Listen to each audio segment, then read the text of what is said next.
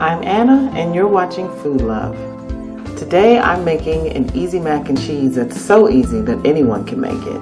It's creamy, it's decadent, and it is the ultimate comfort food. And if you want to see how I make mine, please keep watching. First I start by dicing 8 ounces of medium cheddar cheese, as well as 8 ounces of extra sharp cheddar cheese for some tanginess, and 4 to 5 ounces of Havarti cheese for some creaminess. I'll bring a large pot of water to a boil, but in the meantime, I need 4 cups of milk heated. The milk doesn't need to be scalding hot, but it does need to be heated through. Once the water comes to a boil, I'll add some salt. Then I'll add 16 ounces of elbow macaroni. I'll give it a nice stir just to discourage the elbows from sticking together. And I will cook the elbows until they are slightly less done than al dente. Then I'll strain the elbows and put them into a baking dish. And then half of the cheese that we diced, I'll take it and add it into the cooked elbows. And I'll set that aside. Then to a hot pot, I'm going to add 5 tablespoons of butter. I don't want this butter to brown, but I do want it to melt. And to the melted butter, I'm going to add 5 tablespoons of all-purpose flour. I'm going to mix it up so that the butter and the flour get nice and married. What I'm looking for here is for the flour to be completely saturated by the butter. And then I'll take a whisk and I'll take the milk that we've heated and I'll add it 1 1/4 cups at a time to the flour and butter mixture, whisking at the same time very quickly. And the key here is to continue to whisk, And this is why we need the milk to be heated through,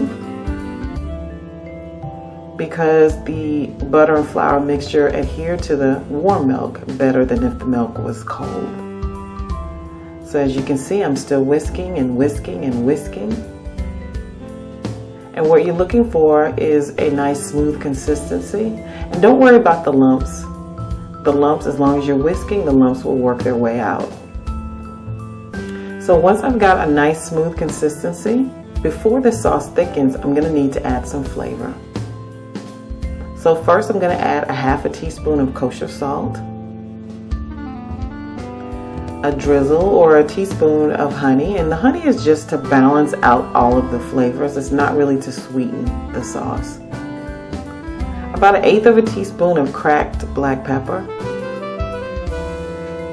and a nice pinch of nutmeg, and I love to use whole nutmeg and grate it into my sauce. Whole nutmeg does make a difference.